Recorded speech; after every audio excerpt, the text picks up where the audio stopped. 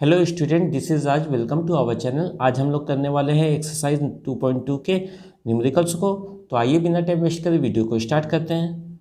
Question number 1 के fourth part में 4u² plus 8u ये पॉलिनोमियल दिया गया है। इसका हम लोग को जीरोस को फाइंड आउट करना है। तो आइए जीरो को फाइंड आउट करते हैं। तो सबसे पहले हम लोग इन दोनों टर्म में कॉमन निकालेंगे। तो यहाँ कॉमन होता है 4u। कॉमन लेने के बाद में क्या क्या टर्म बच गया उसको लिख लेंगे। तो यहाँ बचेगा u और यहाँ बचेगा 2। नेक्स्ट, अगर जीरो को फाइंड आउट करना है, इन दोनों को सेपरेटली हम लोग को जीरो के साथ में कंपेयर करना पड़ेगा। तो सबसे पहले 4u को अगर जीरो के साथ में कंपेयर करेंगे तो यहाँ से u का जो वैल्यू होगा वो मिलेगा हम लोग को 0। उसी तरह से u + 2 को भी जीरो के साथ में हम लोग कंपेयर करेंगे। u + 2 को अगर जीरो के साथ में कंपेयर करेंगे तो u का हम लोग को वैल्यू मिलेगा, ये हो जाएगा -2। दैट मीन्स हम लोग को 2 जीरो मिल गया, एक हो गया 0 और दूसरा हो गया -2। अब इसको वेरीफाई करना है तो इसमें हम लोग सब्सटीट्यूट कर लेंगे। सम ऑफ जीरोस बोला गया है, दैट मीन्स 0 और -2 को हम लोग को सम करना है। तो आइए इसको लिखते हैं। एक हो गया 0 then plus -2 is equal to minus coefficient of x। तो यहाँ पर कोएफिशिएंट ऑफ x नहीं है, u है, तो यहाँ पर u का कोएफिशिएंट लिखेंगे, that means 8 with minus sign देना पड़ेगा। देन कोएफिशिएंट ऑफ x², यहाँ पर x² नहीं है लेकिन u का स्क्वायर है तो इसका कोएफिशिएंट लिखेंगे, दैट इज 4 लिखेंगे। नेक्स्ट, यहाँ कैलकुलेशन कर लेंगे। तो कैलकुलेशन करने से वैल्यू आएगा -2। उसी तरह से 4 से 8 को कट कर लेंगे, 4 × 4, 4 × 2 = 8। दैट मीन्स यहाँ पर भी वैल्यू आ गया -2। हम लोग देख सकते हैं लेफ्ट हैंड साइड का वैल्यू और राइट हैंड साइड का वैल्यू सेम है। दैट मीन्स हम लोग का ये वेरीफाई हो गया। नेक्स्ट, प्रोडक्ट ऑफ जीरोस निकाल लेते हैं। दैट मीन्स 0 और -2 को मल्टीप्लाई करेंगे। तो आइए मल्टीप्लाई करते हैं। 0 मल्टीप्लाई करते हैं विथ -2 के साथ में is equal to constant term. तो इस प्रॉब्लम में कॉन्स्टेंट टर्म में हम लोग के पास में कुछ भी नहीं है, दैट मीन्स 0 कंसीडर करेंगे। तो यहाँ हो जाएगा 0 divided by coefficient of x²। तो x² का कोएफिशिएंट यहाँ नहीं है बट u² का कोएफिशिएंट को ले लेंगे, वो है 4, यहाँ लिखेंगे 4। 0 के साथ में -2 का मल्टीप्लाई करेंगे तो यहाँ पर हो जाएगा 0 इज इक्वल टू, यहाँ पर 0/4 है तो ये भी 0 होगा। अब हम लोग देखते हैं लेफ्ट हैंड साइड और राइट हैंड साइड का वैल्यू सेम आ रहा है, दैट मीन्स ये हम लोग का वेरीफाई हो जा रहा है। तो ये हो जाएगा इसका आंसर। नेक्स्ट 1 के फिफ्थ पार्ट में t² - 15 पॉलिनोमियल दिया गया है और इसका जीरो फाइंड आउट करना है। तो आइए जीरो फाइंड आउट करते हैं। सबसे पहले हम लोग t² को एज इट इज लिखेंगे, देन -15 को भी हम लोग स्क्वायर के फॉर्मेट में लिखेंगे। तो यहाँ पर लिखना पड़ेगा √15 और इसको हमको स्क्वायर करना पड़ेगा क्योंकि √15 का स्क्वायर होता है 15। नेक्स्ट, a² - b² का फॉर्मूला यहाँ सब्सटीट्यूट करेंगे, जो होता है a + b, that means t + 15 और यहाँ रूट लगाना पड़ेगा, और a - b that means t - √15। अब जीरो फाइंड आउट करना है तो इसको सेपरेटली हम लोग को जीरो के साथ में कंपेयर करना पड़ेगा। तो आइए सेपरेटली कंपेयर करते हैं। t + √15 को अगर जीरो के साथ में कंपेयर करेंगे तो क्या वैल्यू होता है आइए देखते हैं। तो यहाँ से हम लोग के पास में t का वैल्यू मिलेगा, दैट इज -√15। उसी तरह से इसको भी जीरो के साथ कंपेयर करेंगे। t -√15 is equal to 0। तो यहाँ से t का वैल्यू मिलेगा, ये होगा t इज इक्वल टू √15।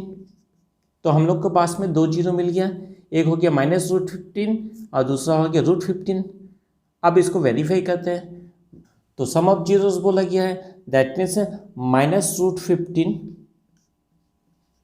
और +√15 को हम लोग को सम करना पड़ेगा। नेक्स्ट, कोएफिशिएंट ऑफ x बोला है, तो x का कोएफिशिएंट यहाँ पर नहीं है तो दैट मीन्स 0 लेना पड़ेगा। तो यहाँ पर -0 लिखना पड़ेगा और कोएफिशिएंट ऑफ x², तो यहाँ पर x² की जगह t² का कोएफिशिएंट लेंगे, तो यहाँ 1 है तो यहाँ 1 लिख देते हैं। अब -√15 और +√15 का वैल्यू होता है हम लोग के पास में 0, बिकॉज ये दोनों हम लोग का कैंसिल हो जाएगा।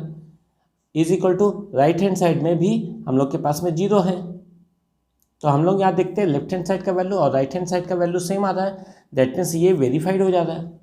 नेक्स्ट आप प्रोडक्ट ऑफ 0 फाइंड आउट करते हैं, दैट मीन्स -√15 और +√15 को मल्टीप्लाई करना है, तो आइए मल्टीप्लाई करेंगे।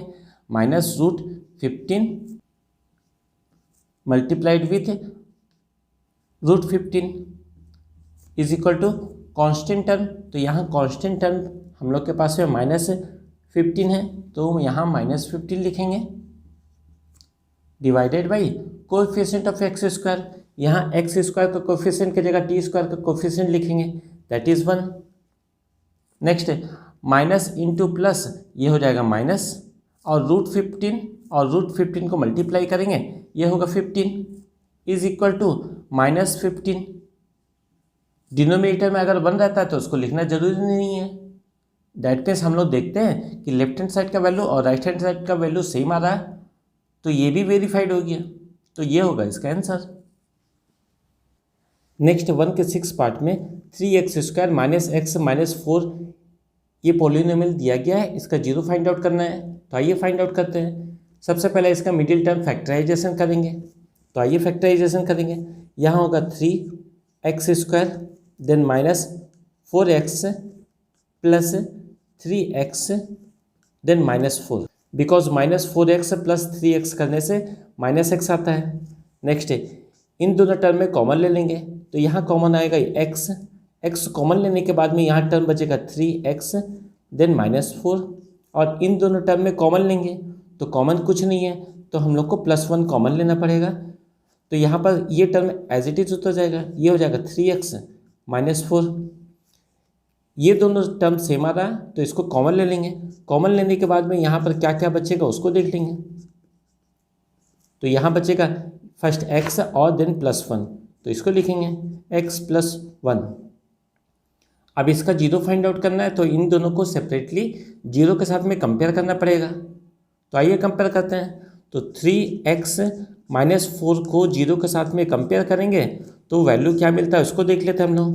तो ये हो जाएगा 3x इज इक्वल टू 4 और x का वैल्यू हो जाएगा 4/3, ये 1 हो गया, और x + 1 के साथ भी हम लोग 0 को कंपेयर कर लेंगे, तो x + 1 इज इक्वल टू 0।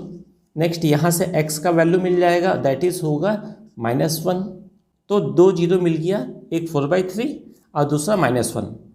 अब इसको हम लोग वेरीफाई कर लेते हैं। सम ऑफ जीरोस बोला गया है, तो सम ऑफ जीरोस मतलब इन दोनों को हमको सम करना है, तो आइए सम करते हैं। सबसे पहले लिखेंगे 4/3 देन प्लस का साइन देंगे और ब्रैकेट के अंदर में -1 लिखेंगे इज इक्वल टू माइनस, तो माइनस लिखेंगे। अब कोएफिशिएंट ऑफ x, तो यहाँ x का कोएफिशिएंट -1 है, तो यहाँ पर लिखेंगे -1 देन कोएफिशिएंट ऑफ x², तो x² का कोएफिशिएंट 3 है, तो यहाँ 3 लिखेंगे। नेक्स्ट यहाँ पर हम लोग एलसीएम निकाल लेंगे, तो एलसीएम आएगा 3। अब 3 से 3 को डिवाइड देंगे 1 टाइम्स में जाएगा, 1 के साथ में 4 का मल्टीप्लाई करेंगे, ये हो जाएगा 4 देन प्लस माइनस माइनस, यहाँ डिनोमिनेटर में 1 कंसीडर करेंगे, 1 से 3 को डिवाइड देंगे 3 टाइम्स में आएगा, और 3 से 1 का मल्टीप्लाई करेंगे तो यहाँ आएगा 3 is equal to minus into minus, ये प्लस हो जाएगा तो 1/3 हो जाएगा। नेक्स्ट 4 - 3 ये हो जाएगा 1/3 is equal to 1/3, that means left hand side और राइट हैंड साइड का वैल्यू सेम आ रहा है, तो ये वेरीफाइड हो गया। अब नेक्स्ट हम लोग प्रोडक्ट ऑफ 0 निकाल लेते हैं, दैट मीन्स हम लोग को 4/3 के साथ में मल्टीप्लाई करना पड़ेगा -1 का is equal to constant term, यहाँ कॉन्स्टेंट टर्म में -4 है, तो यहाँ -4 लिखेंगे divided by coefficient of x² का कोएफिशिएंट 3 है, तो यहाँ 3 लिखेंगे। नेक्स्ट -1 के साथ में 4/3 का मल्टीप्लाई होगा, तो ये हो जाएगा -4/3 इज इक्वल टू, यहाँ पर भी हम लोग के पास है -4/3 है, लेफ्ट हैंड साइड और राइट हैंड साइड सेम आ रहा है, दैट मीन्स ये भी हम लोग का वेरीफाइड हो जाता है, तो ये हो गया इसका आंसर।